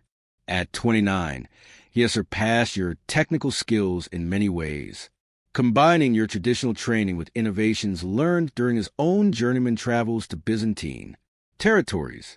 His specialized Damascus steel blades command prices that would have seemed impossible in your early career. Matilda, her own hair now, silver, but her mind as sharp as ever, has transitioned from managing your household to overseeing the business aspects of the forge complex. She negotiates with merchants, tracks, accounts, and handles correspondence through a scribe who visits weekly, literacy being one advantage you ensured for your children that you never had. Yourself, your daughter Adela manages the family's other enterprises, the farmland, acquired through decades of profits, the mill purchased when the old miller retired, the vineyards on the south-facing slopes outside the village. What began as a simple blacksmith's forge has grown into a family holding that employs half the village in some capacity. This morning, like most mornings these past few years, you wake before dawn, not from eagerness to work, but from the persistent pain in your hands and back. Decades at the anvil have left there, mark in ways no amount of success can erase. You ease yourself upright, flexing your fingers slowly to work out the stiffness, a ritual as familiar as breathing. Matilda stirs beside you. The new apprentices arrived today, she murmurs, always tracking the operational details, even half asleep. H, you acknowledge. 3 new boys, sons of minor nobility from across the region. Your forge's reputation now attracts apprentices from well beyond Frilingen, some paying substantial fees for the privilege of learning at the renowned workshop of Master Alaric. You dress slowly in the dim light, filtering through the shuttered windows of your bedchamber. The room itself reflects your rise in status, spacious, with a proper bed frame rather than a straw mattress on the floor, tapestries on the walls to cut the chill, even a small bronze mirror imported from Italy, a far cry from the corner of Oswald's workshop where you slept as a child. Thinking of Oswald brings a familiar pang of regret. You visited your old master only once after establishing yourself, finding him age and his forge diminished, operated mainly by journeymen as his strength failed. He died before witnessing your greatest successes. You've sometimes wondered if he would have been proud or merely unsurprised that his demanding training produced such results. Breakfast awaits in the main hall of what can now properly be called a manor house, though modest compared to true noble residences. Fresh bread, cheese, preserved fruits, and small beer, luxuries unimaginable to that hungry apprentice of decades past. You eat lightly, your appetite diminished with age, then make your way to the forge. Complex. The morning air is crisp with early autumn, dew silvering the grass along the path. Workers nod respectfully as you pass, most heading to their assigned stations. The forge day begins with or without the master's presence now. A. Testament to the systems you've established over the years. Your personal workshop sits apart from the production areas, a space reserved for special projects and teaching. The fire is already lit. Your current apprentice, Thomas, having arrived early to prepare for the day. He's 16 in his 8th year of training, nearly ready for his journeyman piece. Good morning, master. He greets you, his attention focused on arranging tools for the day's work. Morning, you reply, easing yourself onto the stool by the workbench. Your days of standing for hours at the anvil are largely past, though you still demonstrate techniques when needed. The fittings for the church door is ready for final polishing, Thomas confirms, indicating the elaborate iron hinges. Commissioned by the regional bishop, your forge now specializes in decorative metal work as much as practical items. Your reputation allowing you to focus on higher value creations.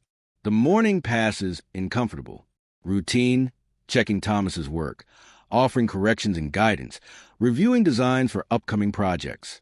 Around midday, Gerald brings the new apprentices for introduction. 3 boys as expected, all around 10 years old. 2 look terrified, eyes wide, at the heat and noise of the forge complex. The third maintains a carefully composed expression that doesn't quite hide his anxiety. You recognize in all of them echoes of your own first day. That mixture of fear and fascination that comes with entering an alien world. This is Master Alaric, Gerald tells them with the formality the occasion demands. You will address him with respect and obey his instructions. Without question, you study the boys thoughtfully. Unlike your own harsh introduction to smithing, you've developed a more measured approach to training. Still demanding, the craft requires discipline, but tempered with explanation and encouragement. Being a smith means understanding fire and metal better than you understand yourself. You tell them, your voice rough from decades of forged smoke. It means learning when to force your will upon the material and when to work with its nature. It means patience, precision, and perseverance. You rise from your stool, ignoring the protest from your back, and take a bar of iron from the fire with tongs. Watch, you command, placing it on the anvil. Despite your age and the pain in your joints, decades of muscle memory allow you to demonstrate basic hammering with fluid precision. The iron bar begins to flatten and stretch under your controlled strikes. The boys watch, mesmerized by the simple transformation. Today you begin with cleaning and pumping the bellows. You tell them after returning the iron to the fire. Years from now, if you prove worthy, you'll create works that outlive you. The choice between failure and mastery will be made daily by your own hands. Gerald assigns the boys to their initial tasks and leads them away. You ease back onto your stool, massaging your wrist, where the old inflammation has flared from even that brief demonstration. They seem promising, Thomas comments, returning to his polishing. Too early to tell, you reply. The fire reveals true nature over time. Later that afternoon, as you review accounts with Matilda in the relative quiet of your house, a messenger arrives from Count Aldrich, the son of Count Gerald, who inherited his father's lands 2 decades earlier. The relationship with the family has continued through the years. Your forge, still supplying the Count's household needs, though imperial commissions have become rare since Charlemagne's death and the subsequent division of his empire among quarreling heirs. The message is brief but significant. The Count requests your presence at his fortress tomorrow to discuss a special commission. Despite your semi-retirement from active smithing, certain clients still insist on consulting directly with the master. Will you go? Matilda asks, knowing how you come to dislike travel as your body is aged. Of course, you sigh. The political connections maintained through such relationships protect your family's position. Some obligations don't diminish with age. The journey to Count Aldrich's fortress the next day is made easier by the horse-drawn cart your status now affords. Though every bump in The road sends jolts of pain through your back. You're accompanied by Gerald, increasingly your representative in business matters. Countridge receives you in his private chambers rather than a formal hall, a mark of personal respect rather than mere business courtesy. Now in his 50s himself, he has grown from the eager, young noble who inherited his father's title into a shrewd leader navigating the complex politics of the fragmented empire. Master Alaric, he greets you warmly. Your years sit lighter on you than mine seemed on me. You both know this is the polite fiction it is. Your body bears every mark of its decades of labor, but you appreciate the courtesy. My lord honors me with his attention. You respond formally. How may my forge serve you? The count gestures to a chest, brought forward by his steward. Not my needs this time, but a matter of legacy. Inside the chest lie weapons and armor created by your forge over the decades. Swords, helmets, mail sections, all showing signs of hard use, but still serviceable. You recognize your own work from various periods, including pieces from that first major commission 30 years ago. My father's campaign equipment, Count, Aldrich explains, and some of mine from younger days. They've served our family through 3 generations of service to the Empire.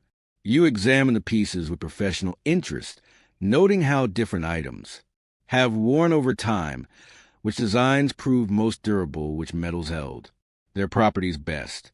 Even now, there are lessons to be learned from old work.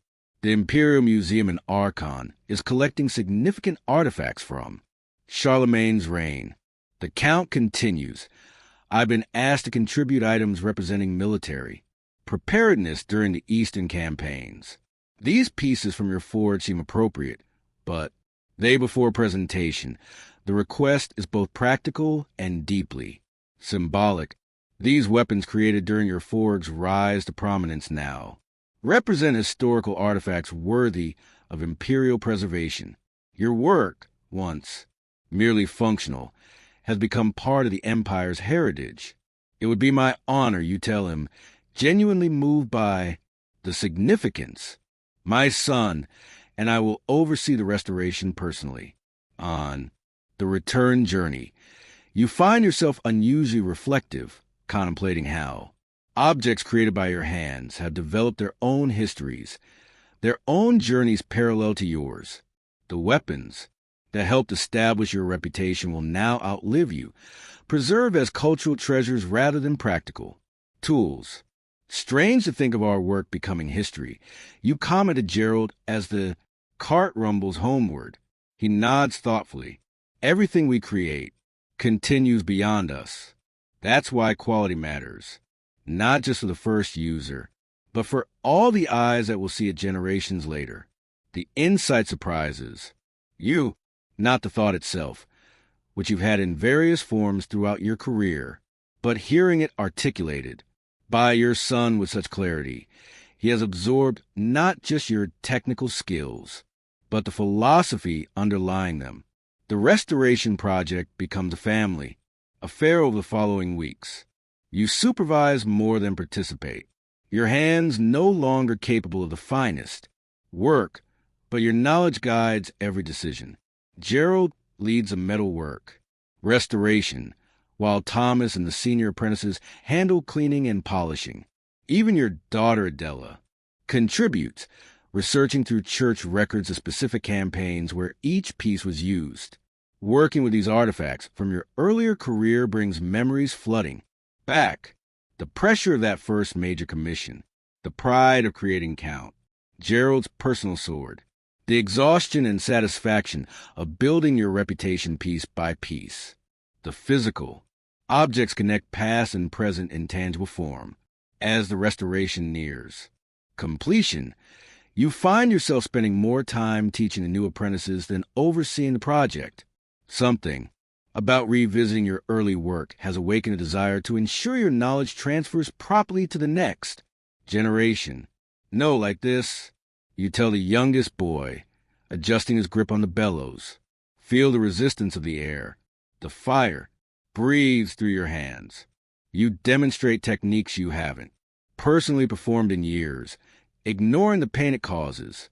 The boys watch with varying degrees of comprehension, some grasping immediately, others requiring repetition, just as you once did under Oswald's critical eye. One evening, as you sit by the hearth in your home, Matilda joins you with a cup of mulled wine to ease the day's aches. You've been spending more time with the apprentices lately, she observes. I thought you were reducing your teaching duties. You warm your perpetually cold hands around the cup, restoring those. Old pieces reminded me of something important. The craft doesn't just exist in the metal. It lives in the transmission from master to apprentice, generation to generation. She smiles, the firelight softening the lines age is etched into her face. You've come a long way from that angry young journeyman who first arrived in Frilingen. Angry? You question, surprised. By her characterization? Oh, yes, she laughed softly. So, determined to prove yourself to rise beyond your origins. You worked with such intensity, such focus. It was impressive and a little frightening. You've never thought of yourself that way, but her perspective rings true. The driving ambition that propelled you from apprentice to imperial craftsman had indeed bordered on anger at times, at limitations, at obstacles, at the circumstances of your birth. And now you ask, now you understand what truly lasts, she says simply. The completed restoration pieces are presented to Count Aldrich in a formal ceremony that draws nobility from across the region. The weapons and armor return to their original glory while respecting the honest whereof use are displayed on velvet-covered tables in the Count's great hall. These pieces represent not just military history, but the highest standards of Frankish craftsmanship. Count Aldrich announces to the assembled guests, Master Alaric's forge has maintained these standards for 3 decades, training generations of smiths who now serve throughout the empire. The public recognition is gratifying, but you find your attention drawn more to the reaction of your apprentices brought to observe the ceremony as part of their education, their wide-eyed realization that humble forge work can lead to such recognition holds more satisfaction than the praise of nobles. The years continue their steady march. Your role increasingly becomes one of knowledge keeper rather than active craftsman. You oversee apprentice training, consult on the most significant commissions, and document techniques that might otherwise be lost. Gerald manages daily operations, expanding into new markets as political. Configurations shift following the further fragmentation of Charlemagne's empire. Your grandchildren, for at last count, grow up surrounded by the forges. Activities, absorbing the rhythms and language of metal work from their earliest days. 2 show promising interest in continuing the family craft, asking endless questions and attempting small projects under careful supervision. One winter morning, as snow, blankets frying and in pristine white, you wake with more difficulty than usual. Always attuned to your condition, sends for the herb woman who has helped manage your pain in recent years. Just the weather, you insist, though you suspect it's more than that. At 62, you've outlived many contemporaries, including most of the smiths you knew during your journeyman travels. Despite discomfort, you make your way to the workshop after breakfast, drawn by habit and responsibility. The apprentices are progressing well on their assigned projects. Simple nails and hooks for the newest boys, more complex fittings for the intermediates, and Thomas preparing for his journeyman piece, a ceremonial axe commissioned by a church official. You move among them, offering guidance, making small adjustments to techniques, sharing insights gained through decades of experience. The familiar smells of hot metal and coal, the rhythmic ringing of hammers, the radiant heat of the forge. These sensations have defined your life for over 50 years.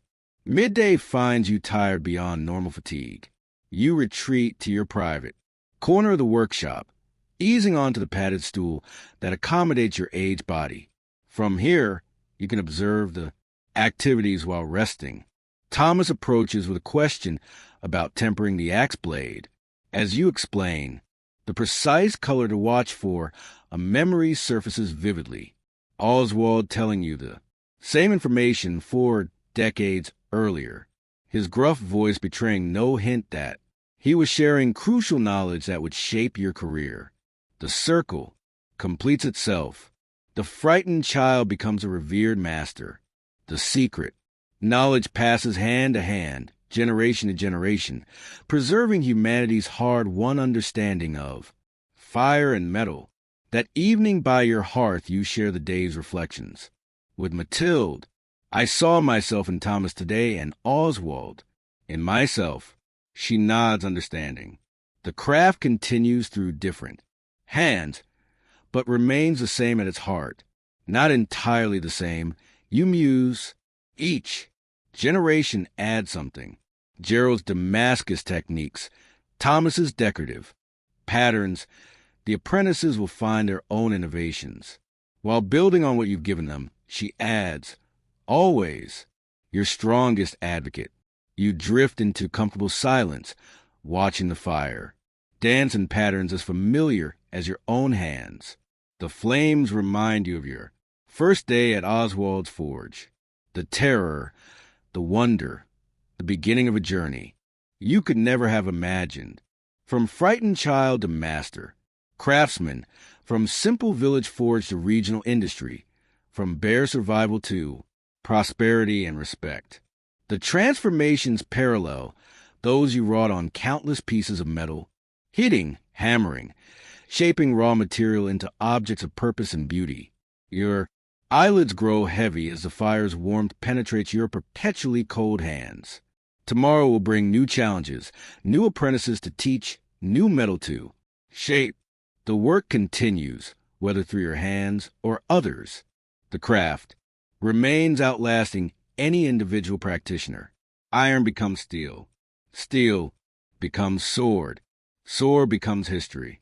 Apprentice becomes journeyman. Journeyman becomes master.